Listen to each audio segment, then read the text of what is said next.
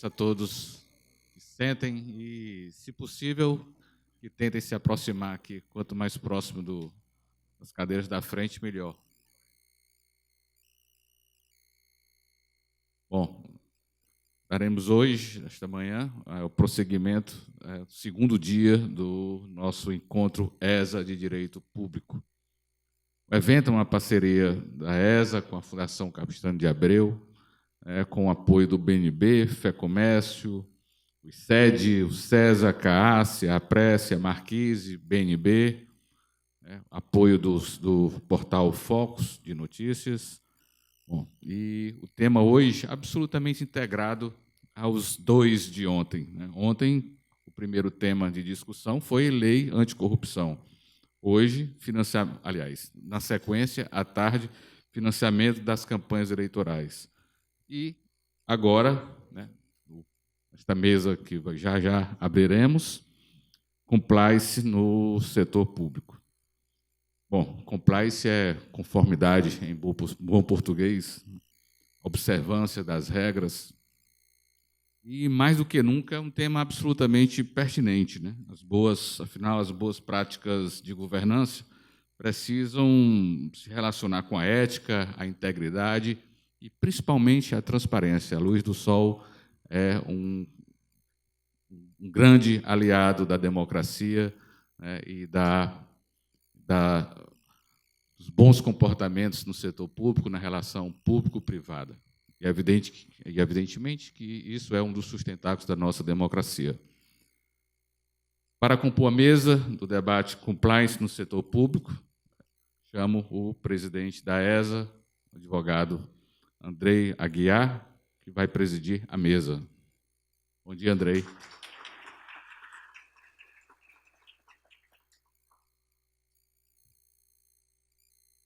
Na sequência, o subprocurador-geral do Ministério Público, junto ao TCU, o senhor Paulo Bugarim, por favor.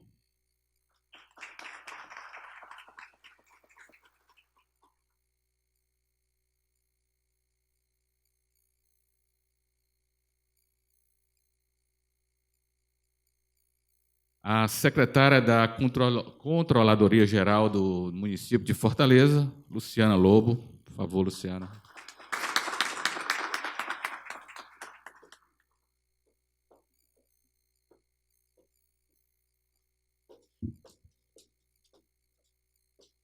A coordenadora jurídica do FEComércio, Marlia Nobre.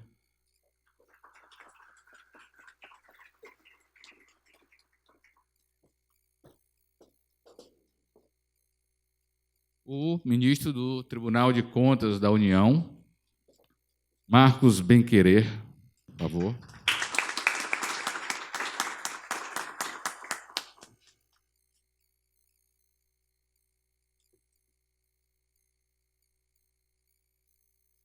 O ex-presidente da CAASE, o advogado Leandro Vasques, por favor.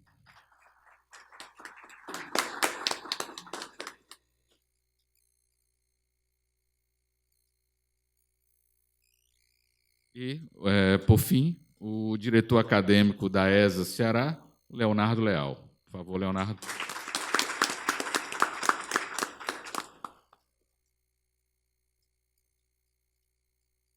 Bom, peço aos senhores que ocupem seus lugares.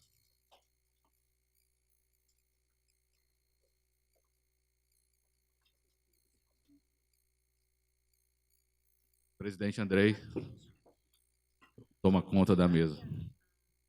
Muito obrigado, Fábio. Meu cordial bom dia a todos. Vamos iniciar agora o nosso segundo dia de trabalho aqui no Encontro ESA de Direito Público, com o tema Compliance no setor público, algo que tem se tornado cada vez mais importante e mais relevante diante de todos esses acontecimentos que a gente tem visto na sociedade nesses últimos tempos.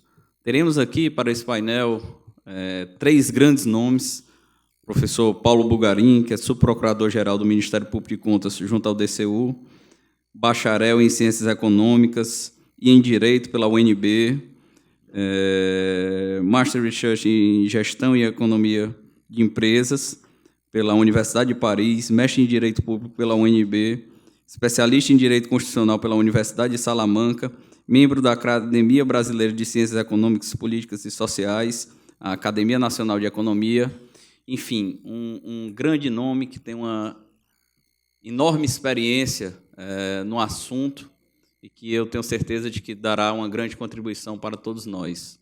Teremos também aqui no painel a advogada Luciana Lobo, que é secretária da Controladoria Geral do município de Fortaleza, pós-graduada em Direito e Processo Administrativo e mestranda em Direito e Gestão de Conflitos.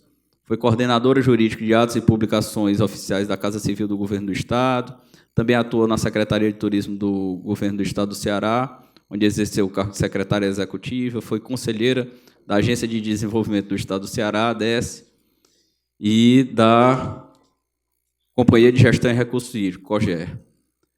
E teremos também a doutora Marlia Nobre, coordenadora jurídica da Federação do Comércio do Estado do Ceará, advogada, consultora jurídica do SESC-SENAC, pós-graduada em Direito do Trabalho e Processo do Trabalho na Unicristo, e mestranda em Processo e Direito ao Desenvolvimento na Unicristo também.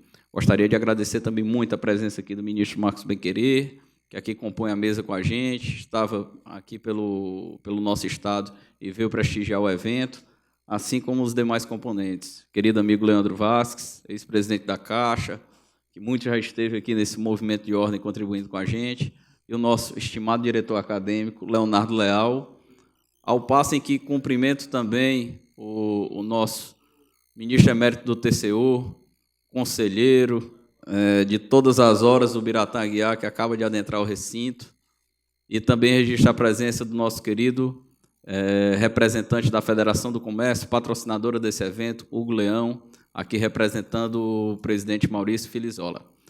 Passo a palavra, logo, de antemão, ao nosso primeiro expositor, doutor Paulo Bugarim, para que faça as suas considerações sobre o tema.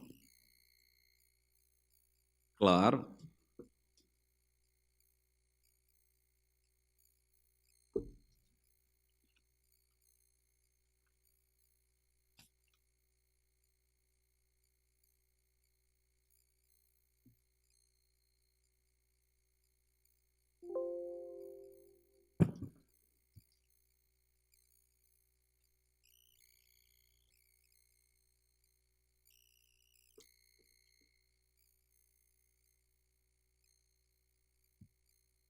Bom dia a todos. Gostaria inicialmente de agradecer o convite de estar aqui na OAB do Ceará, na Escola Superior de Advocacia, para tratar de um tema bastante relevante e, sob certos aspectos, até inovador.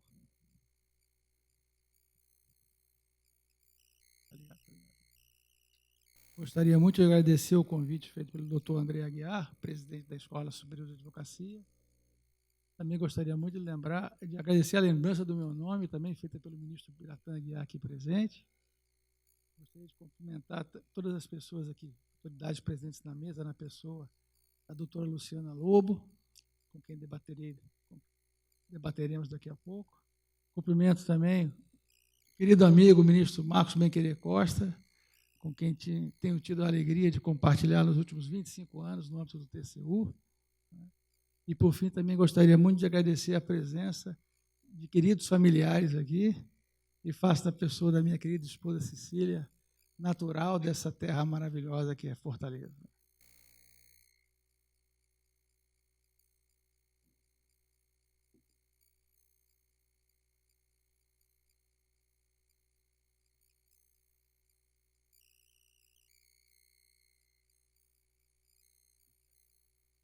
Vou precisar de uma assessoria aqui.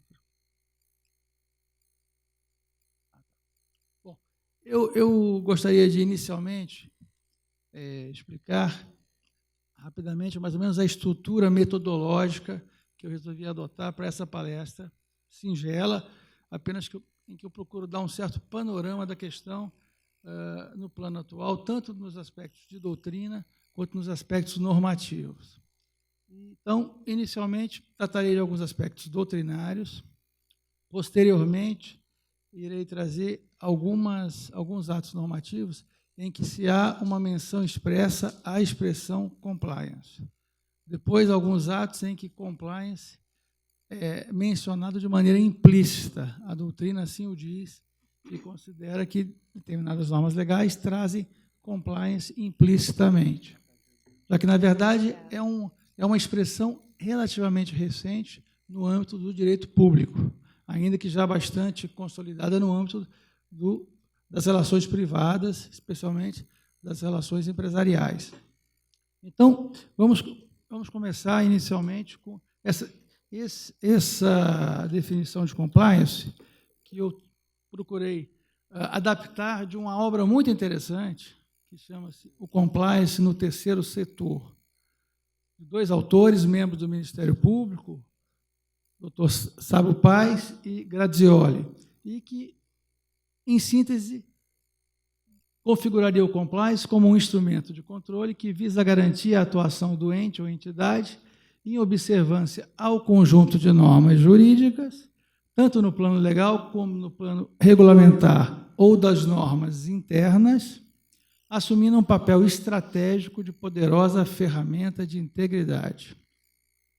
Tem por pressuposto que a alta administração se comprometa a respeitar os valores e princípios éticos e as normas internas de controle, irradiando tal postura para todos os integrantes, dirigentes e colaboradores da organização. Então, esse é um fenômeno, é uma abordagem muito interessante que pressupõe como fundamental, e isso se aplica de maneira precípua no âmbito da administração pública, ao envolvimento da alta administração nesse processo de compliance.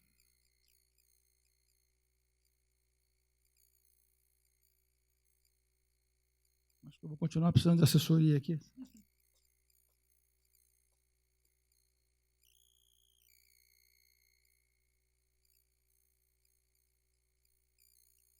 Trago também uma outra definição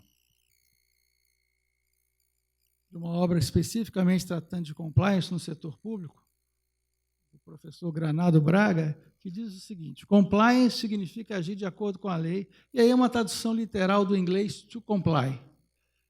Nesse plano, adotar uma política de compliance é seguir um padrão de conformidade legal, mas também é algo mais do que aderência, envolvendo questões éticas e a busca de se evitar o fenômeno da corrupção no âmbito da organização.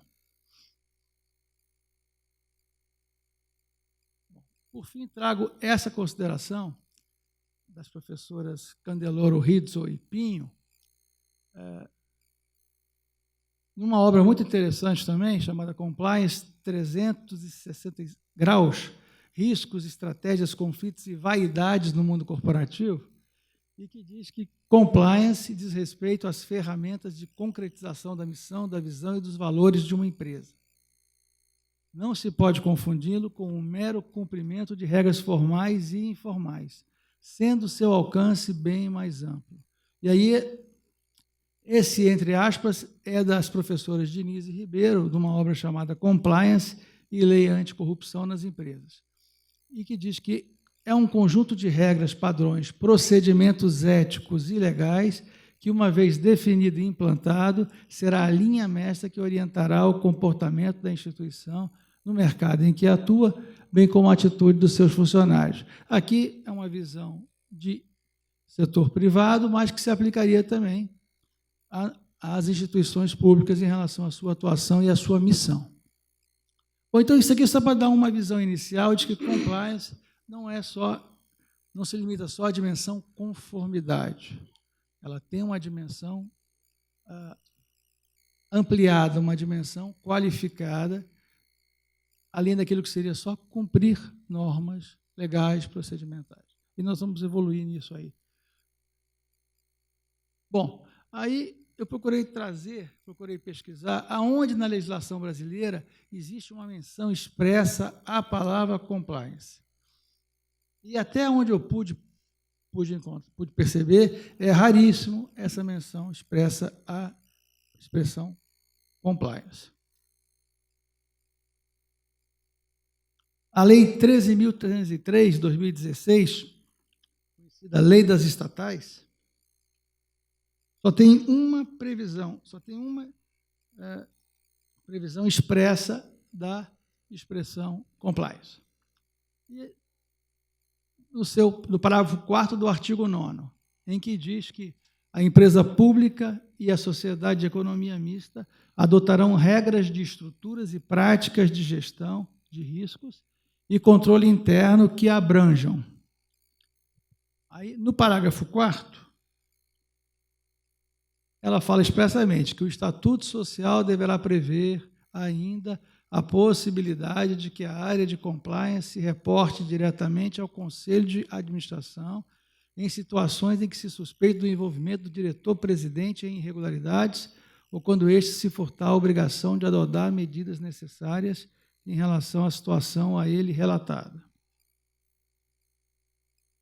Essa é a única vez em que a lei das estatais faz menção expressa à expressão compliance.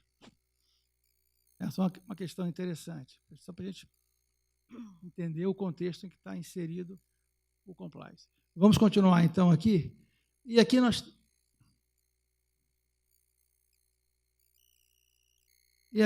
nós temos uma norma que me parece que seja uma norma, de certo modo, inédita. É um decreto do governo do Distrito Federal, de 2019, bem recente, que instituiu a política de governança e compliance e que expressamente trata da expressão compliance, do seu significado, da sua missão. Eu realmente não conheço, em outras esferas da federação, algum ato normativo, seja ato normativo infralegal, que trate especificamente da expressão compliance, que use a expressão compliance. Então, no caso desse decreto governamental, que inclusive foi inspirado no decreto federal que regulamentou a política de governança no Poder Executivo Federal e que teve inspiração em atuações do TCU, em provocações do TCU, então, e é bem recente, 2019, e ele unificou, quer dizer, ele juntou no mesmo decreto política de governança e política de compliance. E fixou, para os efeitos desse decreto, considera-se governança pública conjunto de mecanismos de liderança, estratégia e controle voltadas para avaliar, direcionar e monitorar a gestão, com vistas à condução e geração de resultados nas políticas públicas e à prestação de serviços de interesse da sociedade.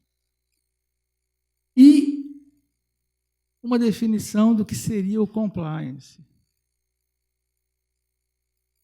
Talvez a única que eu encontrei em um ato normativo brasileiro que definisse o que vem a ser o compliance.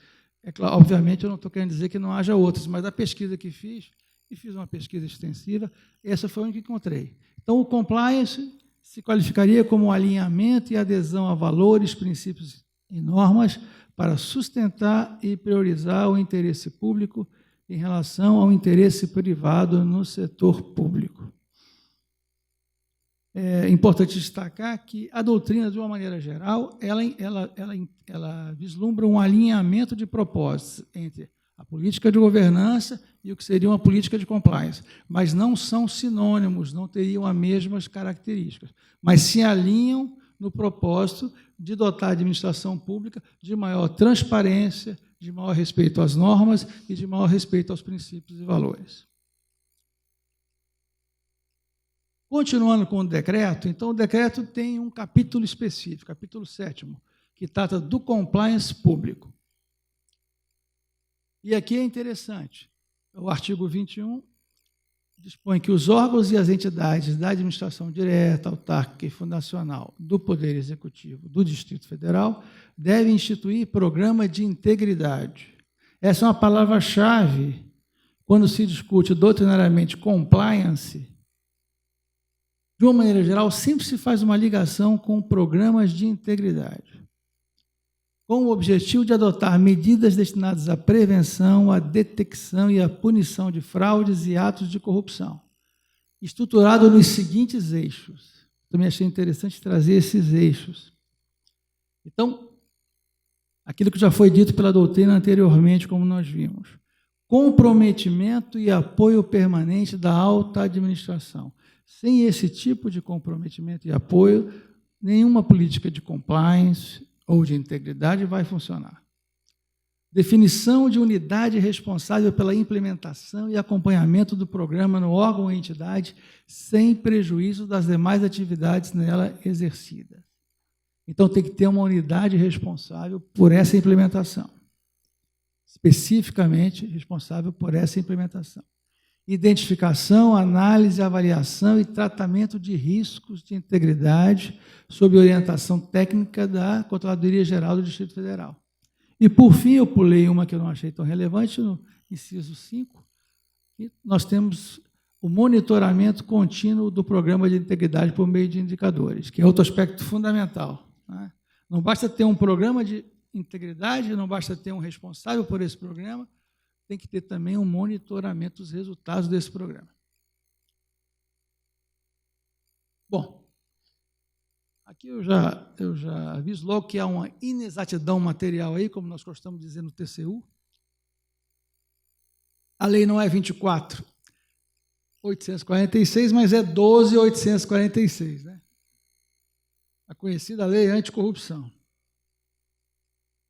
E é interessante porque a gente fiquei mais de 30 dias pensando nesse tema, refletindo sobre uma metodologia para expor a questão, e li essa página aí pelo menos umas 15 vezes. E só ontem à noite, fazendo a última revisão no hotel, é que eu me toquei que havia essa inexatidão. Né? Então, a lei é 12.846. Bom, a lei anticorrupção, no seu artigo 7º, ele prevê que serão levadas em consideração, na aplicação das sanções, uma série de aspectos, que nós podemos dizer que são aspectos informadores, né, de um processo de dosimetria das sanções a serem aplicadas. Como vamos fixar essas sanções que a lei prevê? Por exemplo, eu não coloquei aí, mas o primeiro índice, o primeiro item é a gravidade da infração cometida. Eu estou destacando esse inciso 8º aí, porque boa parte da doutrina entende que o que está disposto nesse inciso é uma definição legal de compliance. O que seria uma estrutura de compliance? O que seria uma política de compliance? Seria a existência de mecanismos e procedimentos internos de integridade, auditoria e incentivo à denúncia de irregularidades e aplicação efetiva de códigos de ética e de conduta no âmbito da pessoa jurídica. E aí eu chamei ali em cima de menção implícita, porque não há uma menção expressa à palavra compliance. Mas boa parte da doutrina que estuda o tema vislumbra nesse artigo 7º, inciso 8º, uma definição do que seria compliance nos termos legais. Né? E, mais uma vez, nós vemos aí a questão de mecanismos e procedimentos internos de integridade, ao lado de auditoria, né? E um aspecto fundamental também, vinculado à questão do compliance, de uma política de compliance, é um canal de denúncias de irregularidades. Ao mesmo tempo, se soma isso também, como um dos requisitos também de um programa de integridade, a instituição e a divulgação de um código de ética e de conduta no âmbito da pessoa jurídica. Então, tudo isso aí, na verdade, refletiria, para muitos doutrinadores, o que seria uma definição de compliance. Continuo aqui, então, e vou ao artigo regulamentador da Lei Anticorrupção, o artigo 41 do Decreto 8.420 de 2015.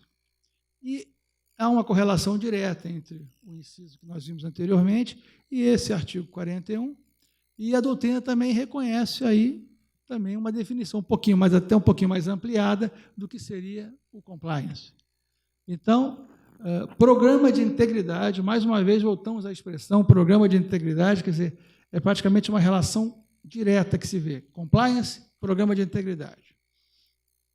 Consiste no âmbito de uma pessoa jurídica, no conjunto de mecanismos e procedimentos internos de integridade, auditoria e incentivo à denúncia de irregularidades e na aplicação efetiva de códigos de ética e de conduta políticas e diretrizes com o objeto de detectar e sanar desvios, fraudes, irregularidades e atos ilícitos praticados contra a administração pública nacional ou estrangeira. Bom, feita essa apresentação assim em termos, digamos, em termos básicos, doutrinários e normativos, legais e infralegais, e eu gostaria de apresentar, e aí eu fiz uma pesquisa em três instituições públicas que são fundamentais para verificar qual a visão que eles têm em termos do compliance, de uma política de compliance, de sua implementação. Então, eu começo com a CGU.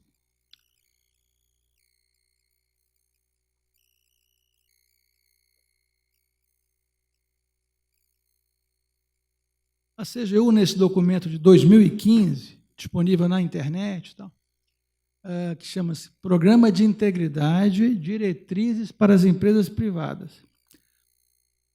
E quando se diz diretrizes para as empresas privadas, obviamente, a CGU está dizendo diretrizes para as empresas privadas nas suas relações com o setor público. Então, o que diz a CGU? Programa de integridade, mais uma vez, né?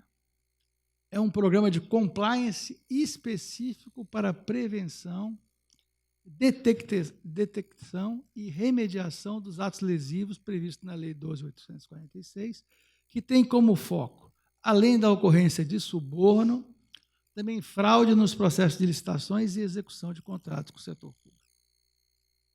Então, aí um enfoque bem, digamos assim, um enfoque bem anticorrupção, né? Um enfoque vinculado à detecção e remediação de atos lesivos previstos na lei anticorrupção. E enquadrando, quer dizer, na verdade, aí nós não temos mais, digamos assim, o programa de integridade como um aspecto do compliance, mas o compliance como um aspecto do programa de integridade, como um programa de integridade específico, né? Essa visão da CGU, segundo esse documento de 2015. Essa discussão toda no setor público é muito recente, né? É muito recente a discussão, e essa normatização e reflexão é muito recente. Nós temos a lei das estatais de 13, a lei anticorrupção também de 13, quer dizer, nós estamos aí trabalhando, aliás, a lei das estatais de 16, a lei anticorrupção de 13, são questões bem recentes que nós estamos lidando com essa questão da expressão compliance. E, como bem dito pelo nosso presidente, André Aguiar, muito motivado por aquela série de escândalos que nós vimos aí acontecendo, especialmente nas empresas públicas nacionais, na sociedade de economia mista, nas estatais em geral, nesses anos recentes, né? Então, aí eu fiz uma pesquisa também e resolvi, e fui ao BNDES, ver como é que o BNDES, qual é a visão do BNDES sobre a questão do compliance. O BNDES também tem sido objeto de vários questionamentos em relação às suas ações, inclusive temos tido, em alguns aspectos, um forte embate no âmbito do TCU com o BNDES, né? Que hoje, inclusive, se encontra numa situação um pouco melhor em termos de cooperação do que já foi, já tivemos realmente momentos de conflito muito grande, muita divergência, e até que algumas questões tiveram que ser judicializadas e o foram pelo próprio banco perante o Supremo, e o Supremo deu ganho de causa ao TCU. Então, especificamente na questão do sigilo bancário das informações do banco, o banco se recusava a fornecer ao TCU informações sobre as suas operações financeiras, alegando sigilo bancário. E após um embate no Supremo, uma liminar, o ministro Fux equacionou a questão. Isso é coisa recente, eu não sei dizer exatamente, mas é coisa, imagino eu, de 2, 3 anos atrás, essa decisão. Bom, então, o que diz a política corporativa de compliance do BNDES? Quer dizer, um documento com esse título, Política Corporativa de Compliance. Apresenta em 2 dimensões. Dimensão conformidade, uma dimensão mais tradicional, que diz respeito ao cumprimento das normas internas e externas, bem como os acordos firmados aplicados ao sistema BNDES. E uma dimensão integridade. atuação pautada em valores, princípios éticos e no conjunto de normas e procedimentos relacionados com a promoção de boas práticas corporativas e prevenção de práticas de atos legais, ilegítimos ou antiéticos, abrangendo A, combate a fraudes, e B. E aí é muito interessante observar esse B, porque a preocupação, quer dizer, prevenção à lavagem de dinheiro, isso aí é uma questão, digamos assim, basilar, né, em uma gestão de riscos em uma instituição financeira. E também, e aí é uma certa inovação, o combate ao financiamento ao terrorismo.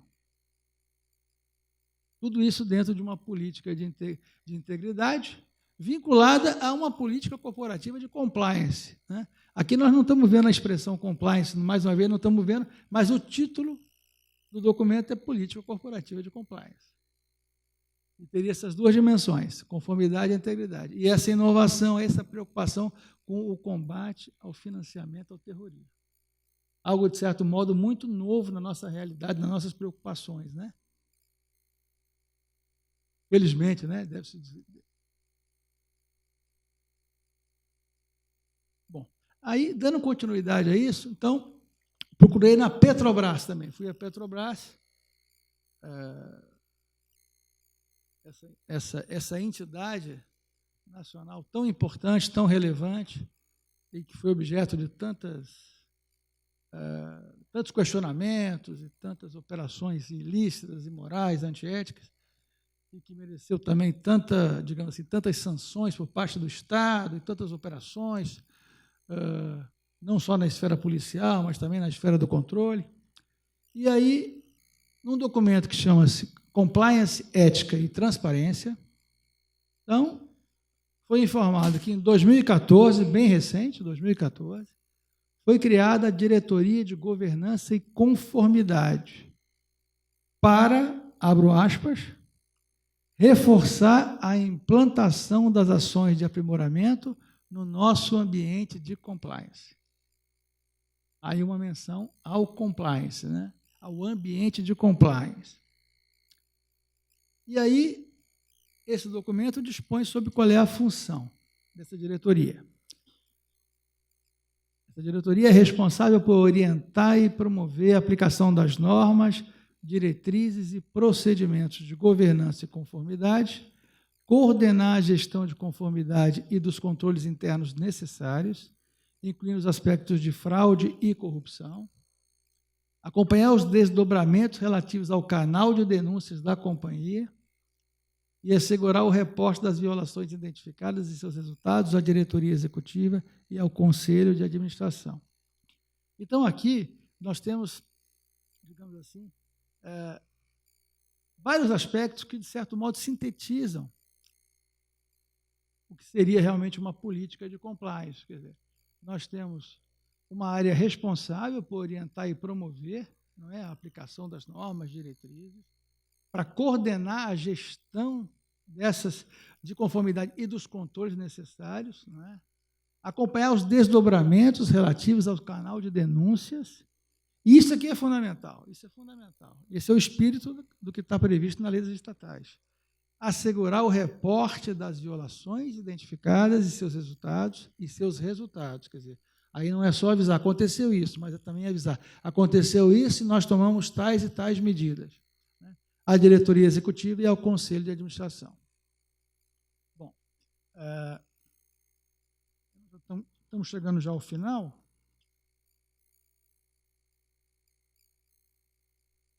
E aí, eu diria mais ou menos assim, em síntese, né? Em síntese simplificada, como toda síntese, que pode-se, após todo o exposto, afirmar que o compliance funda-se, em geral, em 4 passos essenciais: identificar, analisar, prevenir e corrigir situações de desconformidade. Até porque, como se fala muito em conformidade, então, usei situações de desconformidade. Seriam desvios, fraudes, irregularidades, etc., que possam gerar riscos legais, procedimentais, operacionais e éticos morais para a entidade pública. Quer dizer, é fundamental, e esse é um elemento importantíssimo da política de governança, a gestão de riscos, né? não quis me aprofundar aqui na gestão de risco, porque quis realmente centrar na questão específica do compliance com uma visão mais ampla. Mas a gestão dos riscos identificados é um elemento fundamental para uma boa política de compliance, de conformidade ou de integridade. E esse é um procedimento que se leva muito em consideração no âmbito da atuação do controle externo. O controle externo, especificamente o TCU, até no seu processo de seletividade, né? Seu processo de escolha daqueles aspectos mais importantes que ele vai investigar, que ele vai fiscalizar, nesse âmbito enorme de gastos que tem o poder público federal, ele adota uma matriz de risco, aonde ele procura identificar e fixar quais são aquelas operações de maior risco de que haja alguma desconformidade. Bom, aí já encerrando, eu gostaria de trazer essa frase que eu achei muito interessante, também da obra das professoras Candelária, Riso e Pinho, mas também fazendo menção, né, da obra das professoras Ribeiro e Diniz, que diz que o compliance é um estado de espírito. Eu achei muito interessante isso aí, porque, na verdade, o compliance significaria, fundamentalmente, uma mudança de cultura, uma mudança de postura, né? Então, pressupõe que haja um comprometimento das altas instâncias até as mais baixas instâncias, no caso de uma entidade empresarial, mas também de uma organização estatal, no nosso caso aqui. E ela sintetizou, eu achei brilhante isso, que o compliance é um estado de espírito. Então, muito obrigado pela atenção.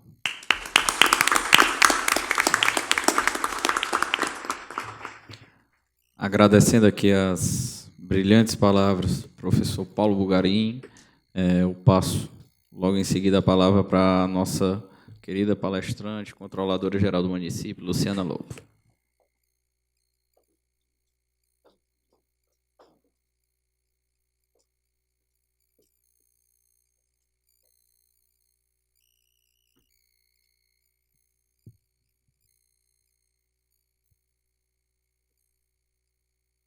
Bom dia a todos.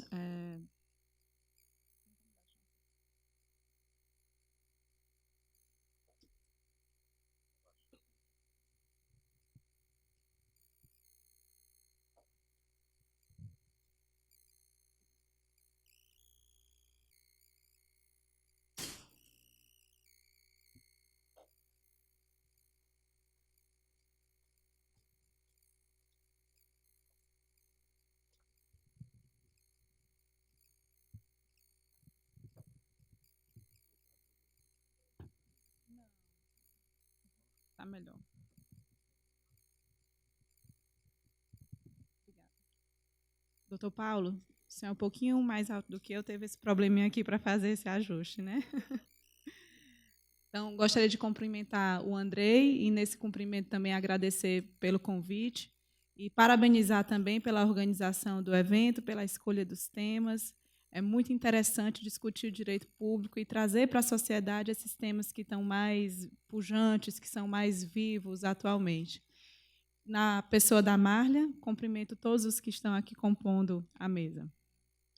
Pessoal, quando a gente fala em compliance na administração pública, especialmente aqui no Brasil, é muito importante a gente ter o sentido do contexto, como foi que esse compliance começou a ser conversado, como foi que ele começou a ser tratado aqui no Brasil. E não resta a menor dúvida de que o pano de fundo para que houvesse um tratamento acerca do compliance foi a Operação Lava Jato e os desdobramentos que dela aconteceram. Tanto é que, na brilhante explicação do Dr. Paulo Bulgarin, ficou bem claro que existe uma falta do tratamento específico do compliance. Você encontra isso mais na lei das estatais, na lei anticorrupção, que foram regramentos jurídicos que vieram a reboque do que acontecia na nossa sociedade na época. Agora, o que é relevante é que a gente entenda que essas leis elas foram reativas. Ou seja, acontecia uma situação na nossa sociedade, criou-se aquelas leis. Eu entendo que o compliance ele deve ser, antes de tudo, preventivo. E por quê? porque o compliance na administração pública ele vem mais fortemente como um programa de integridade. A integridade que o doutor Paulo falou e que também é tratada pela CGU, no que eu cumprimento também o colega Roberto Medeiros, que foi superintendente da CGU aqui no Ceará até o fim de 2018. Então, o que é que a CGU ela vem trazendo para a gente?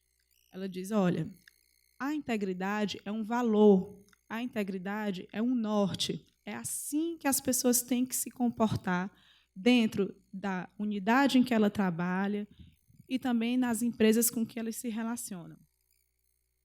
O que acontece é que ficou bem claro que a adoção da abordagem tradicional de combate à corrupção não funciona. Por quê? Porque depende de pessoas e as pessoas estão sujeitas aos mais variáveis tipos de inflexões para decidir como vão se comportar em determinados momentos. Então, a CGU vem trabalhando fortemente e estimulando também os estados e municípios para que façam seus programas de integridade. Tem um regulamento muito interessante, que é o Decreto 9.203, de 2017, que ele traz valores de governança pública. E, nesses valores de governança pública, nós temos uma portaria, na sequência, que foi trazida pela CGU também, que traz promoção de ética e regras de conduta na administração, promoção da transparência ativa e acesso à informação, tratamento de conflitos de interesse e nepotismo, tratamento de denúncias, controle interno forte, implementação de procedimentos de responsabilização. Todas essas atividades, conjuntamente, elas fazem com que o poder público ele fique mais íntegro. E é interessante que essa palavra integridade ela tem a ver com o que não foi corrompido, com o que não foi tocado, com o que permanece de uma maneira íntegra. E é isso que o compliance busca, que as coisas permaneçam íntegras, que elas não sejam alteradas. E aí, quais são os riscos para a integridade? Os riscos para a integridade são ações ou omissões que possam favorecer a ocorrência de fraudes ou atos de corrupção. Essas quebras de integridade, como eu falei antes, elas são sempre humanas. E, por mais que você atinja uma lei ou um regramento, todas elas acabam por ferir, todas essas quebras acabam por ferir o artigo 37 da Constituição Federal, que é o princípio basilar da administração pública, quais sejam legalidade, integridade, moralidade, publicidade e eficiência.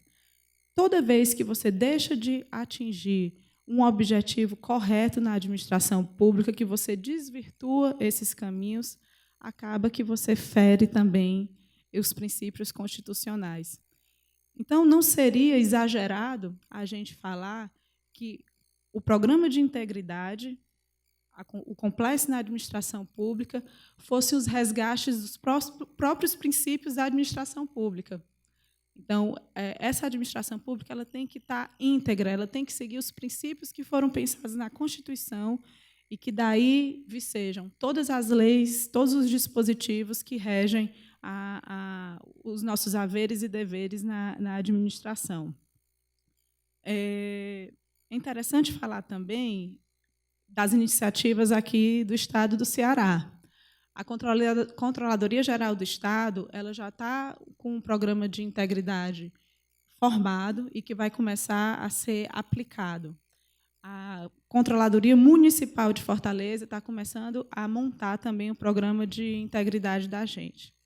Para além desses programas de integridade, também é importante ressaltar que o deputado Leonardo Araújo começou agora um processo para aprovação de um projeto de indicação que seria uma espécie de lei anticorrupção aqui do Ceará e que já houve, inclusive, se eu não me engano, né, Andrei, a audiência pública para discussão, né, com a presença de atores da sociedade civil, houve também presença de poder público por parte da CGE.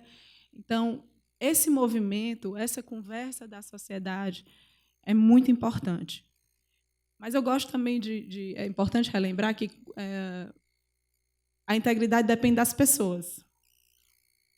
você pode ter todo o regramento. Eu tive uma professora, inclusive, muito interessante, que ela dizia assim, que programa de integridade e compliance é para quem quer cumprir, porque para quem não quer cumprir, não adianta, porque depende da inclinação daquela pessoa para cumprir. Mas é interessante que você tenha esse tipo de programa, como eu falei das questões da CGU, porque às vezes tem questões relacionadas a conflito de interesses, a nepotismo, e quando você já tem uma regra, um guia de como você deve seguir, aquilo ali já fica mais tranquilo para você. Nesse aspecto, nessa seara de que depende das pessoas, tem uma iniciativa bem interessante que eu conheci semana passada, lá do ENAP, que eles estão começando a fazer estudos para aplicar em servidores públicos o nudge, que é um aspecto da economia comportamental, que é para dar um impulso para o servidor público para ele atuar corretamente. Então, essa iniciativa ela fazia atividades assim bem corriqueiras, mas que tinham impacto nos servidores. Ou seja, quando ele abria a máquina dele para trabalhar, ao invés de colocar a senha, ou antes de colocar a senha, ele teria que falar 3 respostas sobre integridade, sobre ética. Então, aqueles valores vão ser reforçados diariamente no trabalho dele.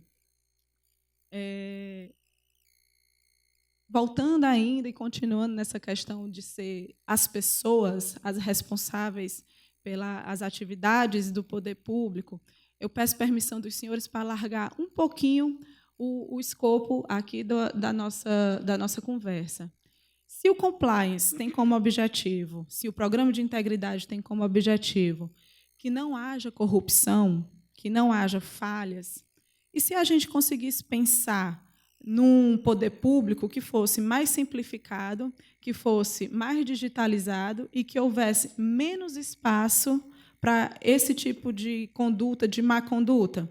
Se um procedimento tem que passar por 6 pessoas, você tem 6 possibilidades de uma pessoa transgredir ou, enfim, de atuar de maneira que não seja correta. Mas se o poder público ele consegue simplificar e digitalizar as suas ações, você tem menos oportunidade para que as pessoas que sejam mal intencionadas elas tenham condições de agir. E aí a minha querida professora Clarissa Sampaio, ela gosta de falar que essa nova modalidade de governo, essa nova modalidade de administração pública, que seria a governança digital, é a nova página do direito administrativo e que talvez seja o maior de todos os programas de compliance. A simplificação e a digitalização da administração pública. Existem algumas nações no mundo que já estão muito avançadas. Para vocês terem ideia, na Estônia, o cidadão ele só comparece ao poder público para fazer 2 ações: casar ou fazer transferência de imóvel. Todas as outras ele faz pela internet. Se ele faz pela internet, e se isso tudo é automatizado, como é que pode haver corrupção? É bem difícil que isso aconteça. Então, essas ações de modernização, digitalização da administração pública são muito importantes no que diz respeito ao combate à corrupção. E aí, para toda a dificuldade que vai surgindo, quando as pessoas dizem mas a Estônia é pequena, o Brasil é grande, você encontra soluções que foram adotadas em outros países, que se não digitalizou tudo, pelo menos digitalizou um pedaço. Mas não é todo mundo que tem acesso à internet. Tudo bem. O que é que Portugal fez? Para essas pessoas que não têm o hábito de mexer na internet ou que não se sentem à vontade com isso, tem uma espécie de casa do cidadão, a pessoa vai lá e o servidor público faz o serviço digitalizado por ele. Então, é bem importante que, no futuro, no presente, aliás, não precisa pensar isso para o futuro, a gente já tem ações dentro do Brasil que já estão caminhando para isso.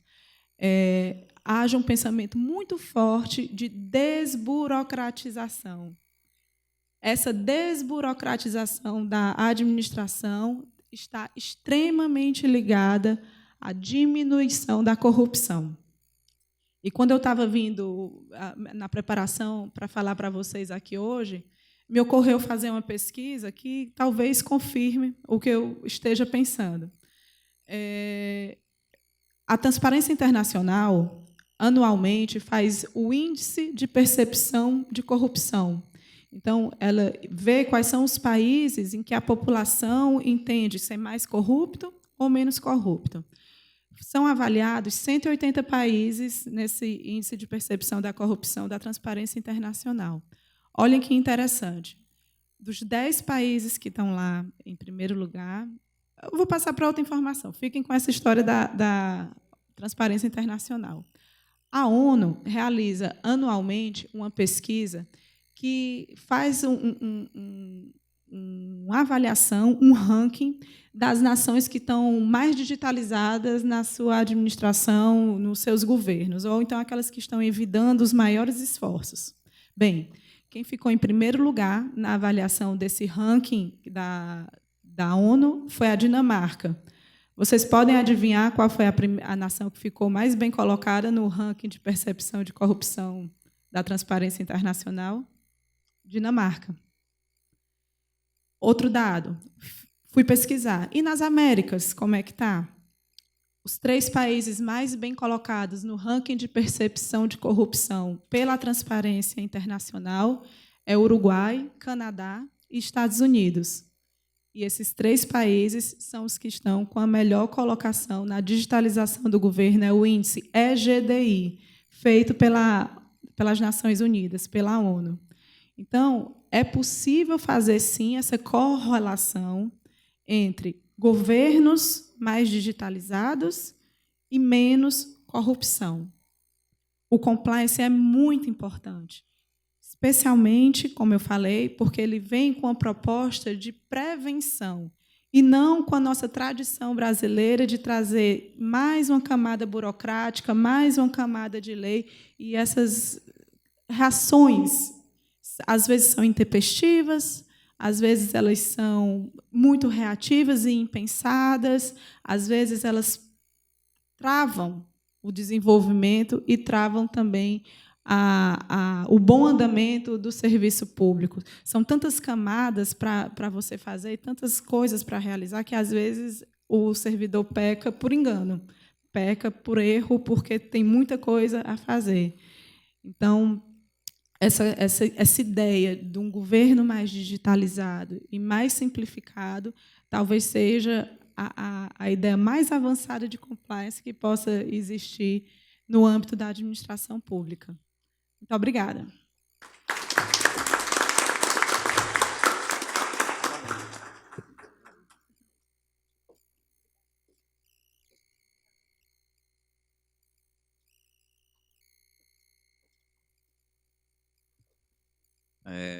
Em ato contínuo, passo a palavra agora para a doutora Marlia Nobre para fazer suas considerações sobre o tema. Doutor André e a mesa, eu queria pedir licença para expor as minhas ideias aqui da mesa, por favor. Eu fiz algumas anotações e a leitura fica mais confortável quando você está perto do texto. Quem passou dos 40 entende bem isso. Se a gente ficar no púlpito, fica o texto mais longe. Bom dia, eu agradeço o convite, doutor Andrei, cumprimento toda a mesa, doutora Luciana, doutor Paulo. Bem-vindos, advogados e advogadas, consultores jurídicos e consultoras, assessores e assessoras, e todos aqueles que atuam na seara pública e na prestação de serviço à comunidade, que espera que seja feita com excelência e com eficiência. Queria cumprimentar o corpo jurídico do Sistema Fé Comércio, queria agradecer a presença do meu marido, o juiz do trabalho, o doutor Jami Maciel, que está ali no canto, do meu colega Hugo Leão, o corpo jurídico da FIEC, meus colegas de Serviço Social Autônomo, é um prazer tê-los aqui. A nossa luta também nesse compliance é grande. Ao doutor Cortez, colega representando a Fundação Capistrano de Abreu, um prazer ter dialogado com o senhor e tê-lo nesse evento.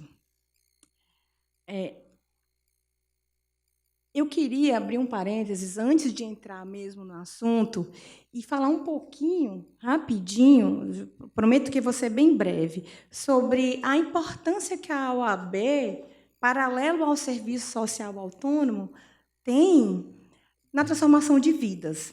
né? A OAB ela é uma função essencial à justiça. É por meio da OAB em que nós, bacharéis, temos a oportunidade de nos transformar em advogados e poder atuar. Então, a contribuição anual que a gente paga, ela tem aquela importância porque é por meio dela que os braços da OAB subsidiam as ações que são prestadas a nós, advogados, inclusive a ESA e esse evento.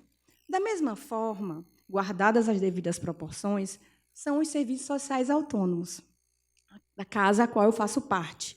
Em que pese o tema ser compliance no setor público, né, os serviços sociais autônomos eles são pessoas jurídicas de direito privado. Mas a nossa importância nesse tema aqui é porque a gente transforma vidas. E todos os colegas que estão aqui, que fazem parte de algum serviço social autônomo, têm isso muito claro, né? No nosso trabalho ele está lá no artigo 170 da Constituição, quando a gente faz aquela correlação da valorização do trabalho com a livre iniciativa. Mas valorização do trabalho como? É quando a gente presta serviço ao trabalhador do comércio, da indústria e de todas as outras áreas que compõem os S's, capacitamos e transformamos sua vida. Da mesma forma, a valorização da livre iniciativa, porque é por meio da organização das confederações, das federações e dos sindicatos que o empresariado, que é que gera emprego nesse país, também transforma a vida dos trabalhadores. Então, só para fechar, eu queria dizer que, da mesma forma que a nossa anuidade é importante para a OAB, a contribuição da folha patronal de 1% e 1,5%, que é feita aos serviços sociais autônomos, é extremamente importante para que a gente continue existindo e possa transformar vidas, tá certo? Então, qualquer medida provisória que venha a sair do governo federal com vistas a reduzir em 40% a nossa contribuição, sob a alegação de desoneração da folha patronal, a gente repudia, porque o trabalhador que nós atendemos, do comércio e da indústria, principalmente do comércio, ele é daquela pequena e microempresa que nem contribui para os serviços sociais autônomos.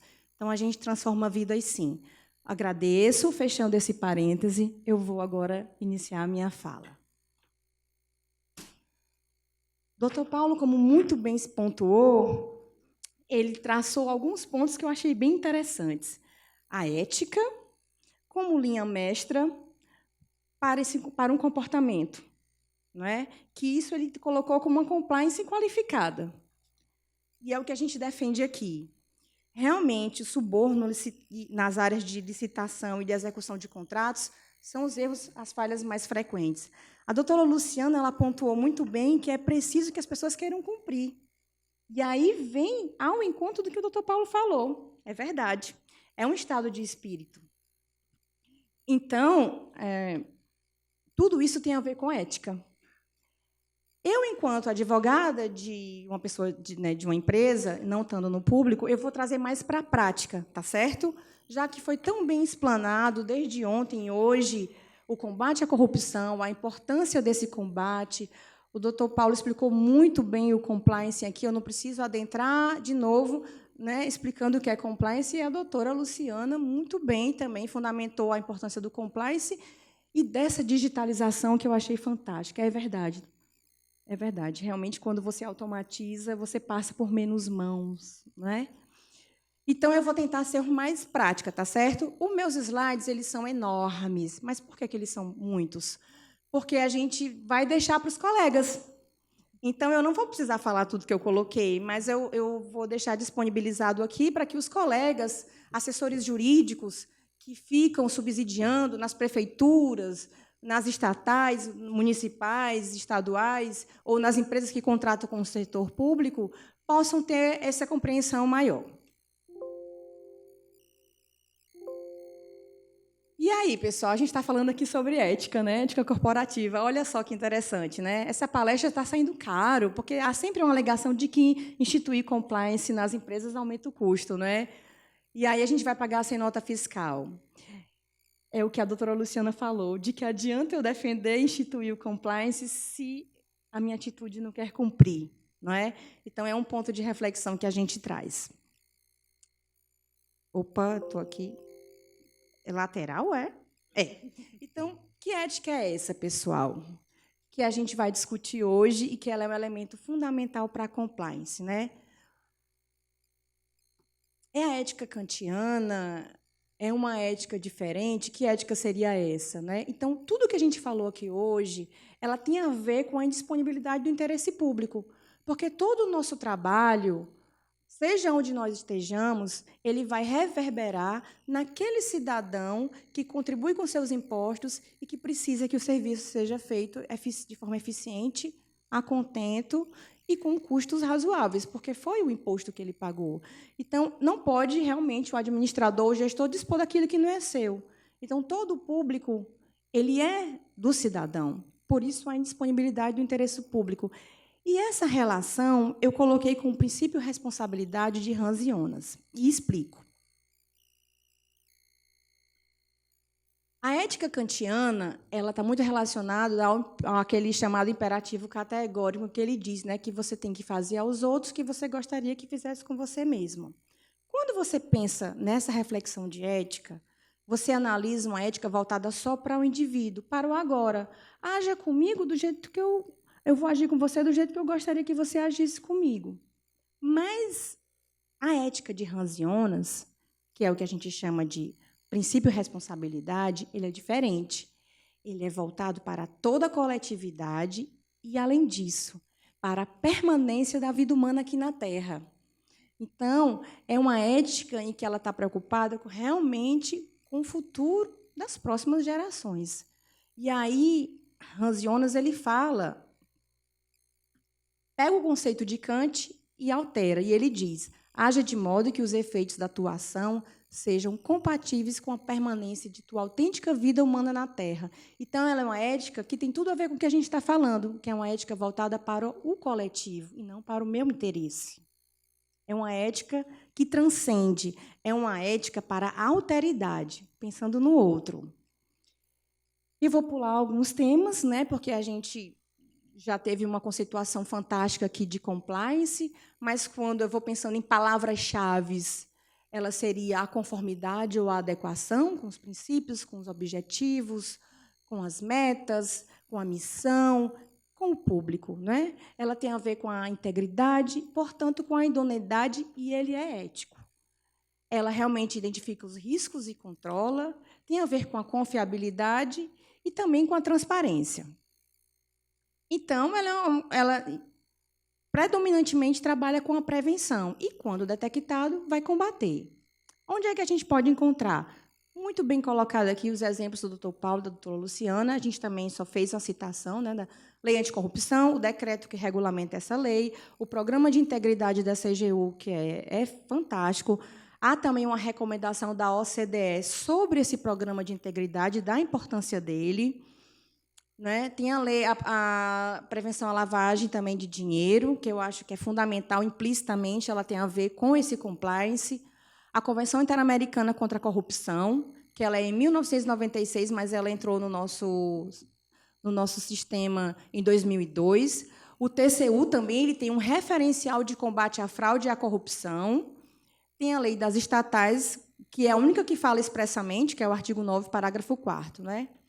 Então, a integridade corporativa ela vai exemplificar tudo o que já foi dito aqui, que é o gerenciamento das atividades, as conformidades, principalmente, ela sempre vai bater na ética.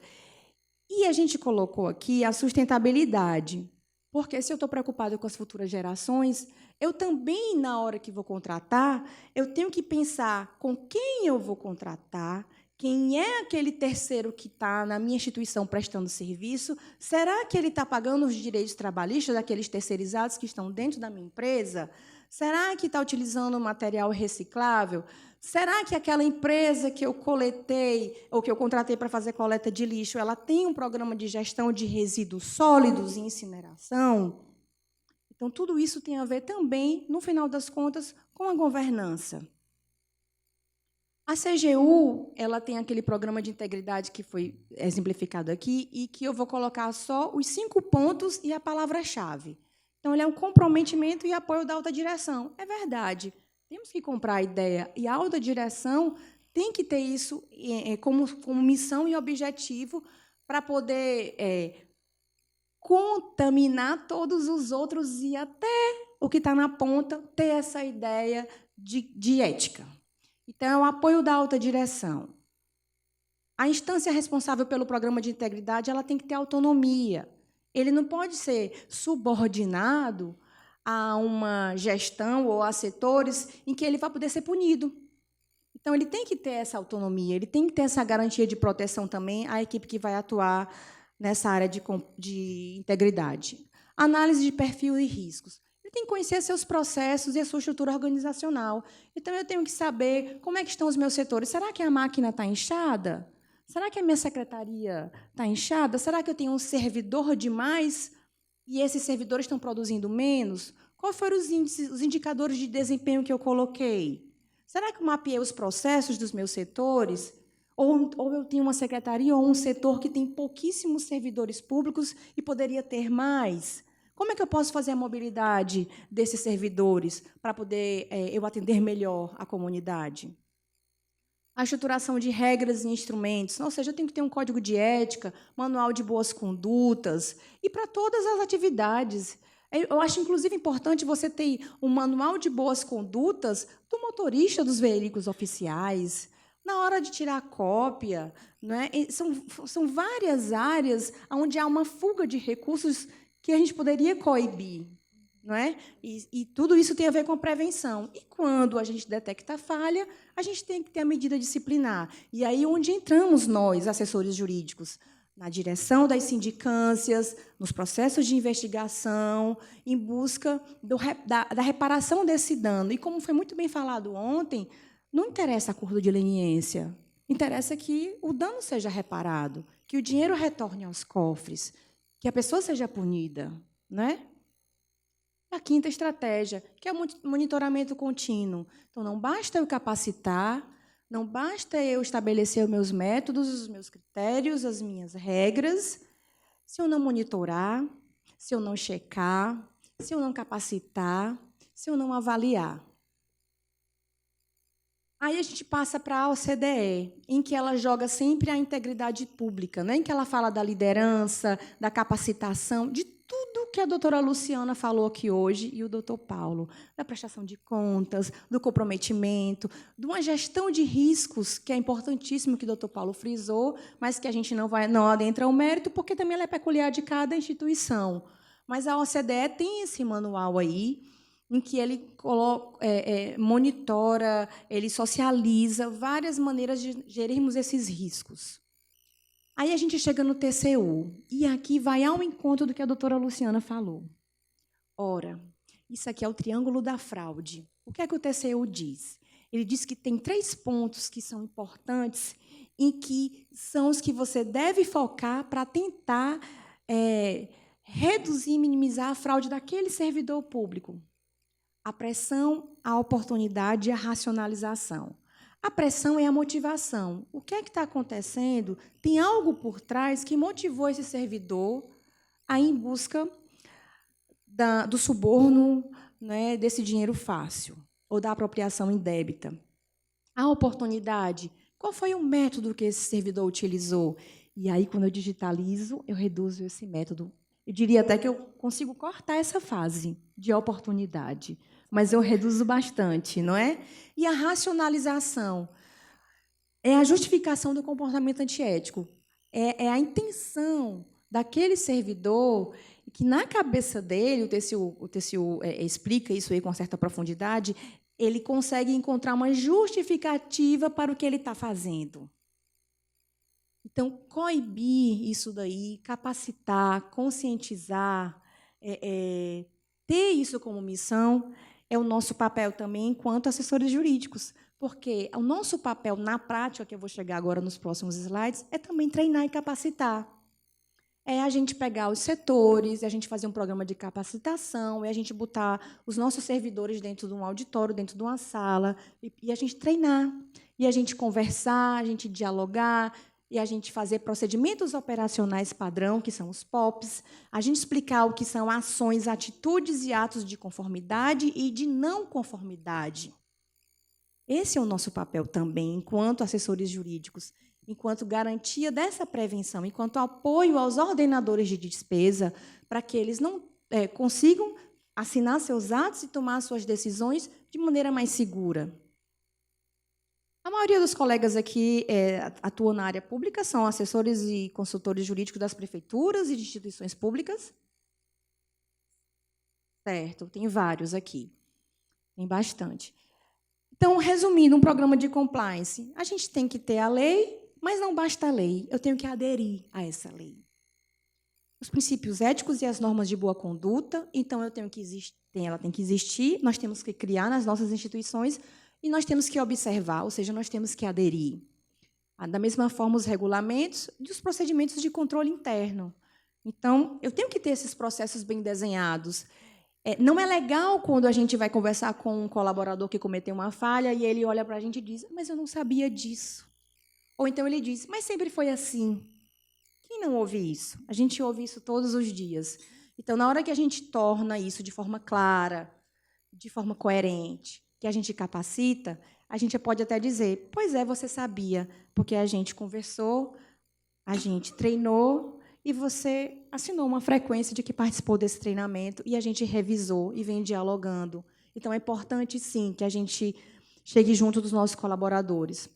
Um sistema de informação, ou seja, eu tenho que ter, sim, essa informação ela é na parte da informatização e da publicização das notícias, das informações, dos atos, um plano de contingência. Isso é importante também, a gente saber que a gente tem que fazer um planejamento com antecedência, que a gente tem que levar em consideração o orçamento que a gente tem, para a gente não estar tentando fazer compras, aquisições, contratações que estão em desconformidade com o orçamento programático que eu tenho e vir a fazer contratações emergenciais para justificar isso, né? Segregação de funções, e aí chega na importância de eu ter o menor número de pessoas possíveis para estar nesse fluxo de autorizações e para evitar o conflito de interesses. Avaliação dos riscos e controles. E aí a gente tem, sim, como o doutor Paulo bem falou, quando a gente tem uma recomendação da CGU, dos órgãos de controle, da Controladoria do Município, da Controladoria do Estado e dos nossos órgãos de controle interno, a gente tem, sim, que cumprir, não é? E aí a gente chega no meio ambiente laboral, que eu bem falei aqui. Importantíssimo isso, né? Você respeitar o meio ambiente, você entender que isso tem a ver com a sustentabilidade, e se eu tenho um colaborador satisfeito, se ele comprou o compromisso e a missão da minha instituição, se ele acredita na instituição que ele faz parte, eu imagino que o risco dele vir cometer suborno ou aceitar algum convite ou parceria antiética é mais difícil. Eu costumo dizer lá no SESC, no SENAC, que o nosso fornecedor ele não é o meu melhor amigo, ele não pode ser o meu melhor amigo, ele também não é o meu inimigo, ele é o meu parceiro. Portanto, é essa parceria que me faz fazer uma boa gestão contratual, dialogar com ele e exigir que ele cumpra todas as atribuições contratuais explícitas e implícitas. O meio ambiente laboral, o cuidado com o colaborador dele é também um compromisso implícito. Aí o nosso papel, chegamos na prática, e o jurídico, não é isso? Então, a gente tem que dar segurança, sim, para os ordenadores de despesa a quem nós representamos na tomada de decisão. A gente tem que chegar e dizer o risco que vai ser, né? Dentro do princípio da legalidade, de todos os outros princípios do artigo 37. Nós devemos assessorar em questões legais, então a gente tem que evitar passivo. Nosso papel é esse também. Não vamos aplicar aqui ou pensar só na teoria dos jogos, em que eu vou descumprir hoje uma norma, achando que eu estou economizando, e que lá na frente, numa punição, eu vou tentar fazer um acordo de leniência, ou um acordo na Justiça do Trabalho, ou qualquer outro acordo no Ministério Público, enfim. É o nosso dever cumprir, orientar e fazer cumprir. Nós devemos elaborar pareceres sobre os riscos, todos os riscos legais, os riscos dos serviços, dos processos, tudo bem fundamentado, atualizado e, de preferência, sempre indo beber na fonte dos órgãos de controle e do TCU. Emitir parecer quanto à aplicabilidade de determinada norma, inclusive quando houver uma obscuridade, uma dúvida, qual é a melhor norma a ser aplicada? Qual dessas normas que existem é o melhor caminho que o meu ordenador deve seguir? Então, a gente sempre tem essa cautela, não é? O due diligence, né, que é conhecer com quem contrata, que é o que eu falei, né, é o terceiro sempre, que eu falei no início, né, quando a gente iniciou aqui a parte prática. Quem é aquele terceiro com quem eu contrato?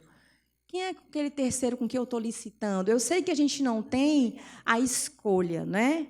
A gente não tem essa culpa em elegendo, porque a gente licita, a gente não pode escolher, mas a gente tem como gerir, a gente tem como vigiar. Então, a gente paga, sim, pela culpa em vigilando. Então, a gente deve, sim, ter esse cuidado, essa cautela. E os canais de denúncia são fundamentais, por meio de ouvidoria, né? Se chegou um reclame aqui para alguma prefeitura, para alguma instituição, terá cautela nessa resposta, porque isso é transparência, pessoal.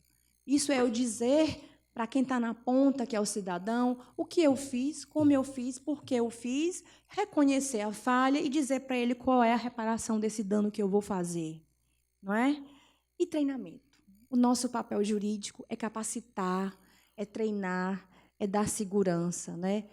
O compliance é isso, é realmente um estado de espírito, é um sentido ético, é um sentimento ético, mas não aquela ética só do meu chefe comigo, de uma pessoa com a outra, para a atualidade. Não, é uma ética para com o coletivo, para com aquelas pessoas que esperam a nossa atividade, a nossa prestação de serviço, com aqueles que pagam os nossos salários, que são os contribuintes. Não é isso?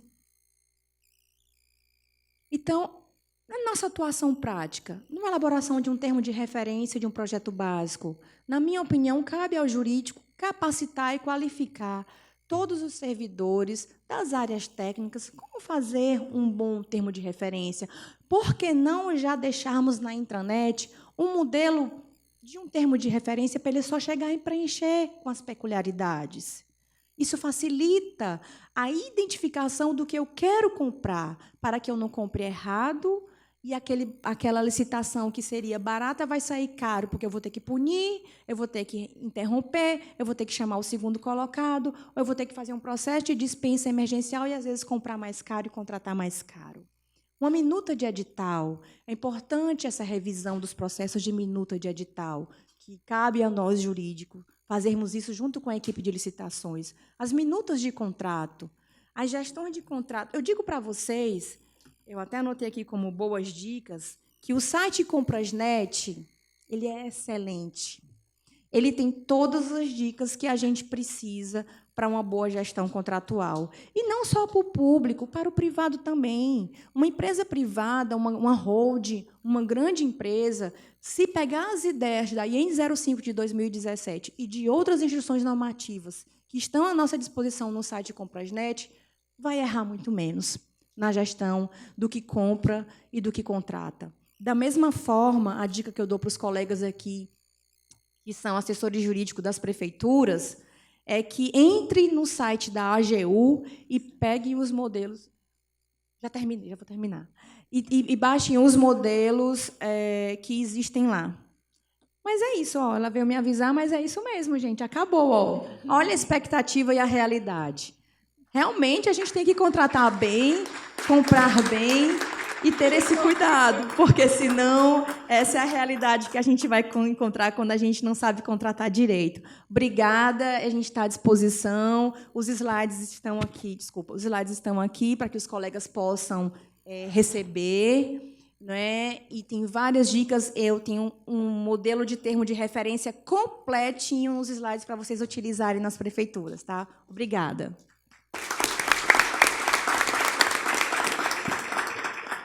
Agradecendo aí a doutora Márlia por mais essa brilhante exposição. Quem já a conhece de algum tempo sabe da capacidade dela, da dedicação e do estudo constante que ela tem como missão na função que ela desenvolve lá na Federação do Comércio.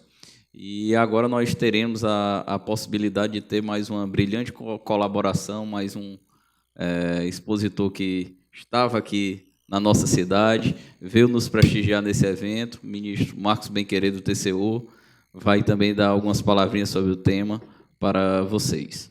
Ministro, tem a palavra. Bom dia a todos.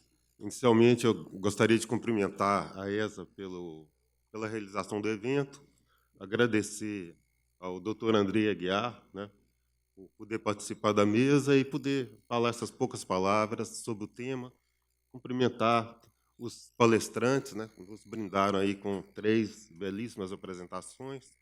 E eu gostaria também de cumprimentar todos os presentes na figura aqui do nosso ministro, o Biratã Aguiar, que está ali. Bom, eu pedi a palavra porque eu participei de alguns eventos já da OCDE sobre esse tema e eu entendi que eu poderia dar a minha contribuição, né, dessa experiência em eventos que eu participei, né, e principalmente para ressaltar a importância que a OCDE dá para os programas de compliance no combate à corrupção. A OCDE sempre valoriza muito esses programas e esses eventos, depois de muito debate, a OCDE já conseguiu desenvolver uma teoria do combate à corrupção, que é bastante interessante. Esse livrinho lá do TCU sobre o combate à corrupção já tem muitas das ideias que foram desenvolvidas pela OCDE. Para vocês terem uma ideia, o levantamento que é feito mundialmente é avaliado que o dinheiro desviado com a corrupção, o custo da corrupção é entre 3 e 4 trilhões de dólares por ano no mundo. É um número bastante significativo, né? Isso aí dá mais de 12 trilhões de reais, quase 2 vezes o PIB do Brasil. No Brasil, há muitos levantamentos, né, mas varia entre 120 e 200 bilhões de reais por ano o custo da corrupção. É mais ou menos assim, cada real gasto com a corrupção, ele tem como consequência 5 de desperdício, né? Então, o problema não é aquele dinheiro que o corruptor entrega na mão do corrupto. O maior problema é o dinheiro que ele desperdiça para poder pagar essa propina, né? Esse é o maior problema. Se você pudesse pagar a propina e fazer o serviço corretamente, seria ótimo, sairia muito mais barato. Anteontem mesmo, lá no TCU, né, foi julgado, o ministro Raimundo Carreira relatou um processo, foi na sessão sigilosa, eu não posso falar qual foi a estatal, mas houve escuta da Polícia Federal e descobriram que foi paga propina no valor de mais ou menos entre 3 milhões e poucos, mais ou menos 3 milhões de reais. Em consequência disso, houve um contrato superfaturado em quase 250 milhões de reais. Então, para pagar 3 milhões de propina, ele desperdiçou quase 250. Isso foi um caso real relatado anteontem, né? E a gente sempre imagina que a corrupção é nesse sentido. Aquela questão de você ser parado na blitz, pegar o dinheiro e pagar para o guarda ali, mas não é só isso. A corrupção ela se desenvolve de várias maneiras, né? Nesse caso de contratos superfaturados, um que preocupa muito a OCDE é a questão da tarifa escondida, né? Hidden tax, o imposto escondido, que quando os países pagam imposto para poder ter facilidade na exportação, né, o produto exportado chega mais caro no país. O produto que o Brasil vai importar, por causa desse imposto escondido, que é a corrupção, ele chega mais caro no Brasil. Consequentemente, o produto brasileiro vai aumentar de preço porque a concorrência diminui, né? Então, aí acaba afetando a inflação e o nosso dia a dia. Tem um imposto escondido quando você paga salários abaixo do mercado. Também isso é um problema. Tem aquela corrupção que não envolve valores especificamente. Quando você há 2 ruas para asfaltar, numa política pública, na decisão de qual rua vai ser asfaltada primeiro, por exemplo, pode estar envolvido um ato de corrupção. As duas necessitam de asfalto, mas aquela decisão sobre a política pública pode estar envolvida num ato de corrupção. Então, são várias formas, né? E nós estamos no nosso dia a dia lá no TCU, nós vimos várias, são obras inacabadas, obras superfaturadas, é um problema enorme. Então, a teoria do combate à corrupção da OCDE é o seguinte: temos que atuar em 3 frentes: prevenção, detecção e punição, né? Então, na hora que fala da prevenção, o programa de compliance entra, é um essencial no combate à corrupção, esse programa, né, na prevenção do combate. Entra na prevenção também, já foi falado aqui, né, pela doutora Luciana, né, e depois complementado, o binômio transparência e eficiência. Esse binômio é essencial no combate à corrupção. A transparência, o que se chama hoje em dia de governo aberto, é que as decisões públicas, todas as decisões do governo são públicas. Então, já há países que trabalham nessa linha. Imagina uma reunião de ministério ou a reunião do presidente com algumas pessoas, tudo isso é público na internet. Então, há vários níveis. Há países que, inclusive, deixam os cidadãos participarem da reunião, enviar perguntas e conversarem com os dirigentes na hora que eles estão decidindo. Então, isso aí se tudo é público, né, dificulta muito o caminho para o corrupto. E outra é a eficiência. A eficiência também é essencial. É o governo 100% digital.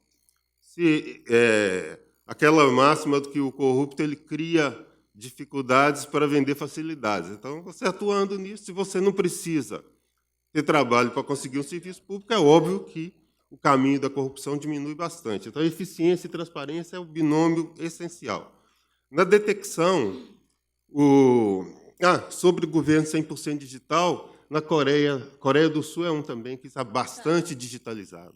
É um dos exemplos, né? Quase praticamente 100% dos serviços públicos estão na internet, disponíveis na internet. Na fase de detecção, o que a OCDE levanta, o mais importante é a coordenação dos órgãos, porque se cada órgão atua isoladamente, é muito mais difícil detectar. Aqui no Brasil é muito fracionada a informação. A Receita Federal tem uma informação, a Polícia Federal tem outra, o COAF tem outra. Quando há uma coordenação de todos os órgãos, dificulta bastante o trabalho do corrupto. No México, em 2016, fizeram a reforma e criaram um Sistema Nacional de Combate à Corrupção. Então, é um órgão coordenado que todas as ações de combate à corrupção estão centralizadas num único local. Isso facilita muito. Aqui no Brasil, a nossa Constituição dificulta muito, né, esse tipo de ação, esse tipo de coordenação. Há países, principalmente no norte da África e no Oriente Médio, que existe um ministério ou um órgão de combate à corrupção. Centralizam, mas essa coordenação realmente é essencial. E, por último, só para concluir, a questão depois que acontece o ato, a punição. Então, o principal é fechar a porta de paraíso fiscal. Se você evita a lavagem do dinheiro, desincentiva as pessoas se a pessoa não tiver o que fazer com o dinheiro, depois não adianta nada desviar esse dinheiro. Então, fechar a porta de paraíso fiscal é essencial. Outra, a punição dos culpados, né? Todos têm que ser punidos, os corruptos e os corruptores.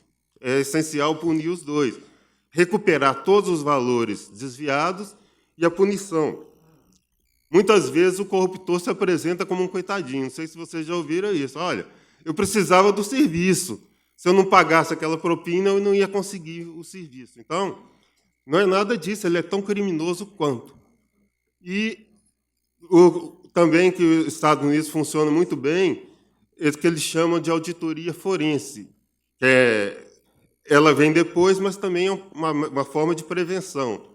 Quando acontece algum caso de corrupção descoberto, a equipe de auditores, né, do órgão correspondente ao controle externo lá, vai lá e faz, junto com o pessoal do judiciário, faz uma auditoria no processo para ver o que falhou, para evitar que isso aconteça novamente, né? Então, eles chamam de auditoria forense. Lá é uma modalidade muito interessante, nova, sobre isso, né? Aqui no Brasil, lá no TCU, nós não fazemos isso ainda, né? Mas é um caso a se pensar, né? Então, agradecendo mais uma vez a oportunidade, tá? Eu, né, concluo aqui as minhas poucas palavras sobre o tema. Muito obrigado.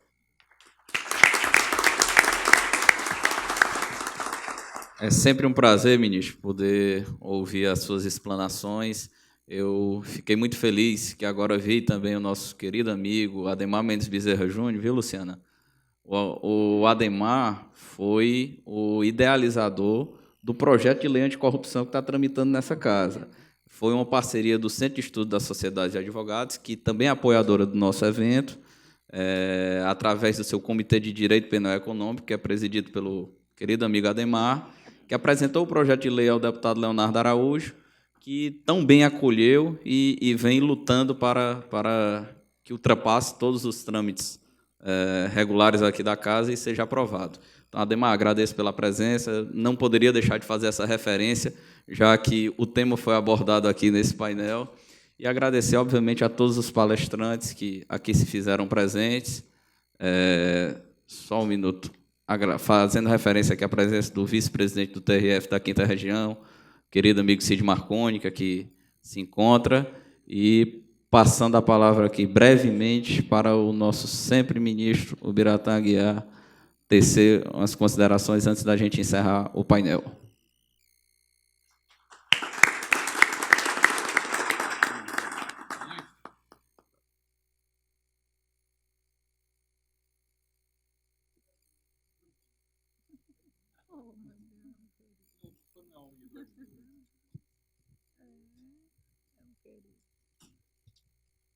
Nos 2 minutos que me foram concedidos pela presidência... Só retificando, eu não falei em tempo, tá? Não? O conceito de breve ele é muito subjetivo, fica à vontade. É porque... Bom, mais direto ao assunto.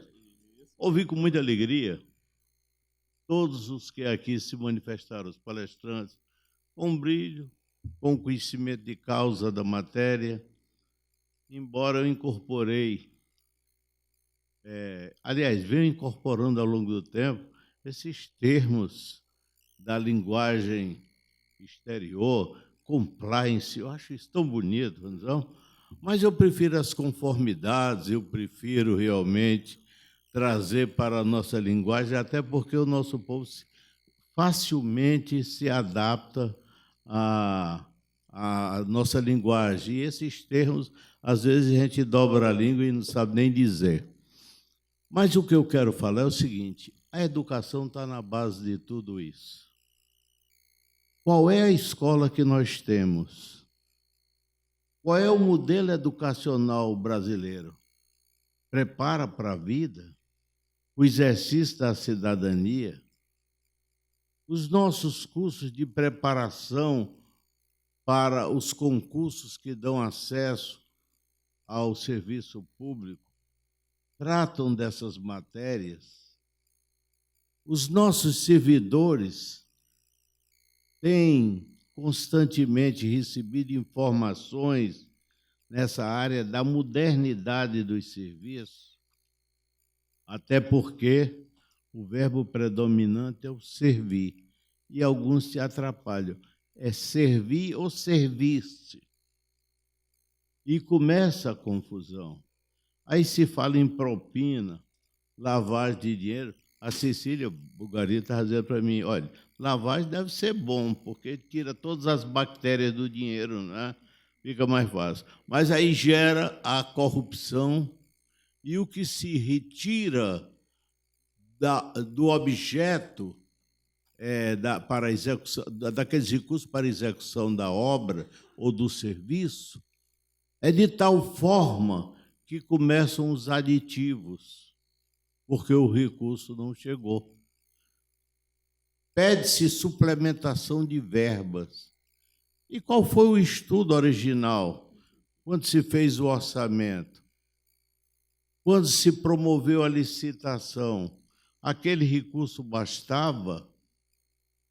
E aqueles que põem o preço lá embaixo, compreendeu? Para depois estar recorrendo ao mesmo poder. Então, eu acho que ou nós, e mais precisamente vocês, que falaram, que estão à frente de órgãos, que estão à frente no comando de serviços, na fiscalização, no controle, exercendo a conformidade, tão falada aqui, tem que realmente dar um basta em tudo isso. Ou nós partimos para o enfrentamento da corrupção, ou de nada valerá. Eu sou apaixonado pela causa da educação. Cursei 3 escolas muito importantes. A educação, como eu disse aqui ontem, o parlamento e o Tribunal de Contas. E o que eu pude verificar é algo de estarrecedor. É de estarrecedor. O Bem-Querer, o Bulgarim, lá no Tribunal de Contas, sabem do que eu estou falando. Agora, se nós vamos ficar calados, vamos falar, vamos escrever para os jornais, vamos denunciar o que acontece. Se por uma questão ética não quer citar nomes, não cita, mas cita fatos, casos, o que está acontecendo. Eu acho que chegou a hora. Ou nós fazemos a ruptura de frente, com coragem, contra a corrupção, ou nós vamos pagar um preço muito mais alto. E os nossos filhos irão dizer: puxa vida, meus pais, que geração, que exemplo, que fatos vocês deixaram para nós. Nós devemos deixar, acima de tudo, o exemplo, a decisão e a vergonha na cara. Até mais, eu vou receber o companheiro do Bulgarim, do Bem-Querer, eu já falei ali para a Cecília, a turminha que eles fazem parte, inclusive Benjamin Zimmer, que não veio, né? Meu abraço a todos.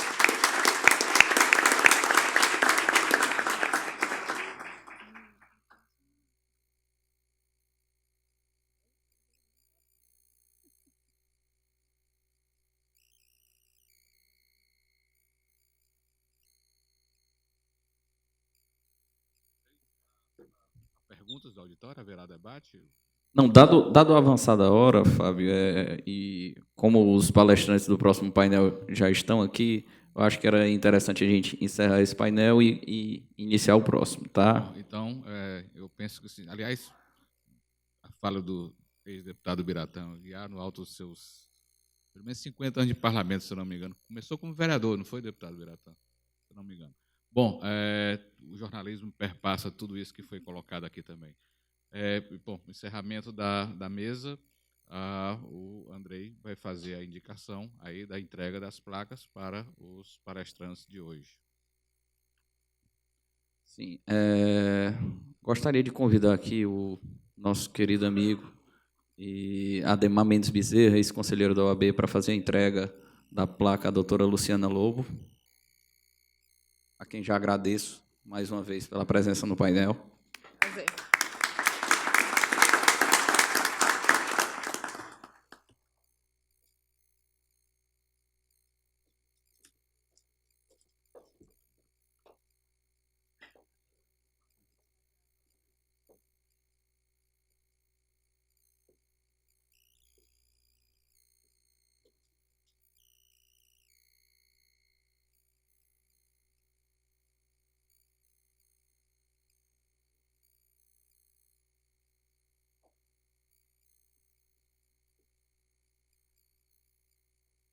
Gostaria de convidar o nosso ex-presidente da CAASE, doutor Leandro Vasques, para fazer a entrega da placa em homenagem ao nosso palestrante Paulo Bulgarim.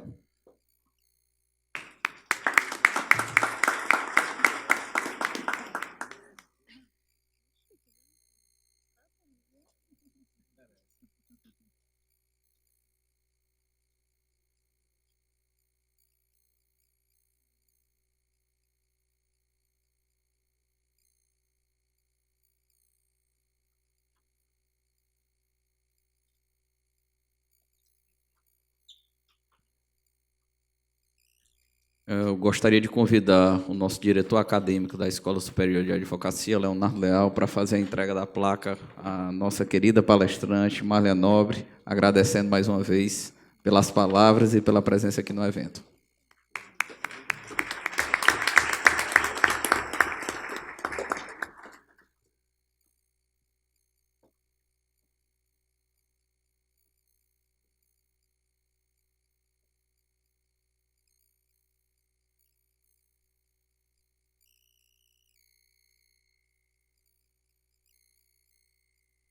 Para finalizar, peço ao ministro do TCU, Marcos Benquerer, para fazer a entrega da placa ao presidente da mesa, Andrei Aguiar, por favor.